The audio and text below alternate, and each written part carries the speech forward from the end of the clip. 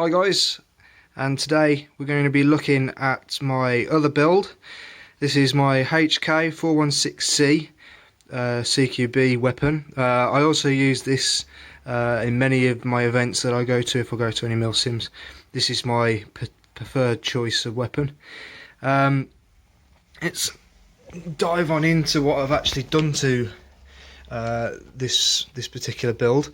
I'm really proud of this build. This is probably my best weapon at the moment as far as performance wise goes, and all the internals have been stripped out. The original internals have been stripped out now. It runs off HPA, which is a godsend really when it comes to, you know, using this weapon in close quarters. I do use this at range as well. It's pretty good at range considering the length of the weapon. So going from the back, it comes with this stock as standard. It's a pretty expensive gun buying it out of the box. I got this actually off the shelf at JD Airsoft last Christmas. I bought it myself off the shelf. It was the last one that they ever sold out of JD before discontinuing this particular weapon. I tend to use, when I use my M4s and my other weapons, I tend to use a 2-point sling. As you can see here, I attach one at this little hook at the back, and then I have actually got a just a little Picatinny mounted hoop there to lock it on there. Standard flip up sights which come with the weapon. Don't really use these too often, but they are usable the way I've got this set up, because I always try and make sure that I've got multiple ways of using this particular weapon because I use it so often. Inside the gun I run a HP engine from Wolverine. This is the Inferno Gen 2 with a Spartan board. Great bit of kit, absolutely brilliant. I love it because you can program it from the trigger, which is, for me personally, with this particular gun, is the best way to be. Being that there's no stock, that you can actually unscrew this. People probably don't realise that, but there's a little, you can unscrew just here, and this will come apart, and you can. There is a little bit there where you can actually put a battery, but it's a bit of a pain. To be fair, this gun is a bit of a pain for batteries anyway, but I house mine in the grip. I actually prefer the grips on these particular weapons. I've got a 417 that I'll be previewing soon. That's the next build coming up soon. But anyway, it's a standard grip. When you do fit it, you have to remove the end cap that covers here, but then there is another cap underneath, which is great. And then the line just runs straight out of the hole just there. There is two little Allen keys that I have to unscrew, and then the battery goes in, pop it in, and then there's a little connector inside there. It just connects up, and then away you go. Other than that, obviously you just run it to the line, and the air flows through.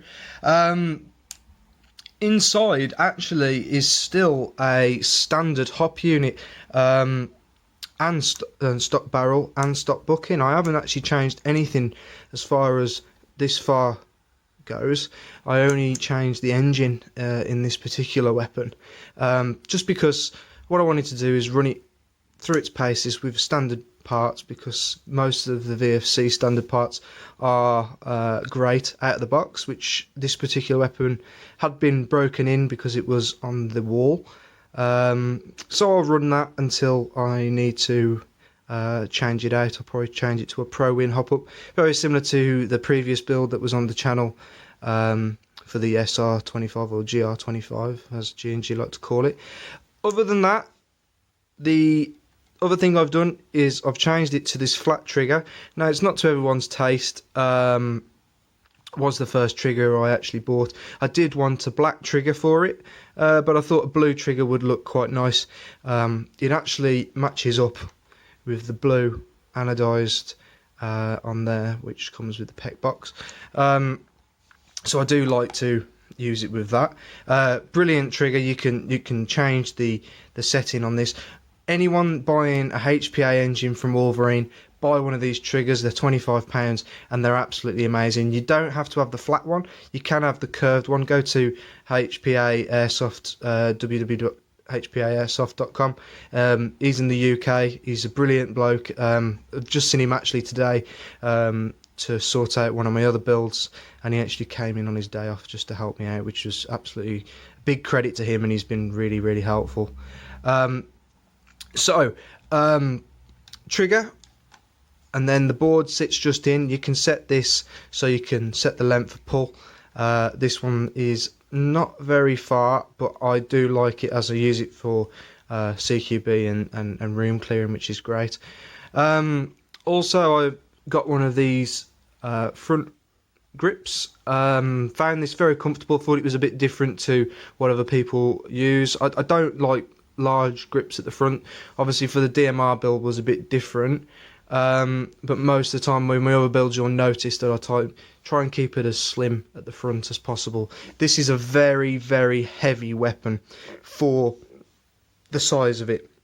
Most of the time these guns will actually weigh more than the larger, if you buy the M4 version of this, the full stock, it actually becomes heavier when you buy one of these, which you wouldn't think. But if you was to pick this up, if you ever see me out on the field, just go, Jake, can I have a feel? You pick it up and it is very, very heavy, very hard to lift. On this, my left hand there, and it's very hard to lift. It's doable, but it's a lot harder than other manufacturers, just purely on the quality. The actual quality of VFC stuff is amazing. I use, going on anyway from there, I use these magazines, which I've actually just duct taped round, well, electrical tape round, and put some pull loops. I didn't want to pay for the mag pulls. You can if you like, but I find this gives it a bit of personality. And you know when these are your mags, then if they ever fall out, or not like I ever do, but if I do drop a couple, people go, oh, here's your magazine, and they know that it's mine.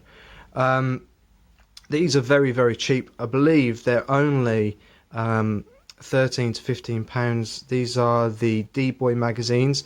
You can also get, I actually have a magazine, this not particular one, but you can get these magazines that have a little push toggle, and that has a tracer unit built into the magazine. I've got one of those that I use if I'm ever on a mil sim, because I don't really use that many pellets really. So I do use tracer mags as well. Moving on, I have a holographic sight, brilliant sight. I've had this since I've started. I run it with there's a little piece of plexi at the front, plexiglass. Use that to deflect anything off. Never really took any hits to it, just out of luck, I guess, really. But brilliant, absolutely brilliant. I always use this sight with most of my weapons, really. I have other sights, but most of the time this tends to follow me around wherever I'm going. Also, I have a Nuprol flashlight. These were the ones I was telling you guys about in one of my other videos, where the push pads for this particular weapon has a smaller push pad. I'll show you on here. This is a push pad for my pec box, and the the pressure pad for the torch, the Nuprol torches. If you watch any other videos, they are absolutely crap. Do not buy them. They just do not work, and they'll come on at times where you don't want them on, and then if you do press them down, sometimes they don't really work. This particular one, if I set this to torch, the minute that you tap it, you can double tap it, turns it on. Single tap. You can't really spam it. I mean, you can, but it doesn't really work like that. It's more really for navigation. I don't really use this too often. If I do, it's only for room clearing. Other than that, I use this other torch. I do have a shield actually that goes over the top of this, which has a red tinge to it, so I actually use that for navigation when I'm going to mil sims and different events like that. Also, I will be doing another video on the shooting of this, because this weapon, the amount of people that come up to me and say, you know, how quiet is that? And I know HPA can be very quiet, but this seems to be unrivaled with quietness. Well, I've compared it to other HPA builds that my friends have got, and some of the guys in the team, and it's just it's uncanny, the difference. This obviously comes off, and I've got a suppressor that goes on.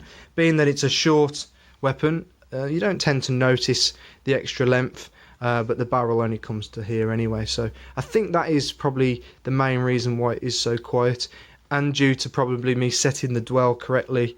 If you set the dwell correctly, you use a minimal amount of air, which does tend to make the weapon quieter. If you have the dwell set too high, you tend to find that they become pretty loud.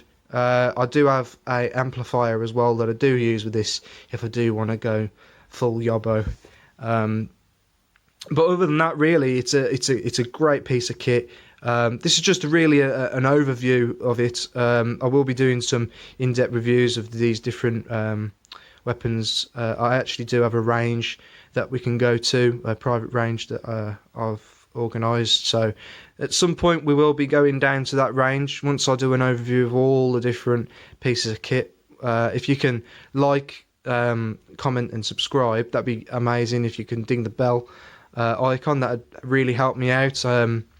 One thing I would like to recommend is if you could drop a comment down in one of the videos, and if we get more comments on certain videos, I can find out who wants to see which weapon first, and I'll do a chrono test and do some range testing at the predetermined sites that we're going to be going to.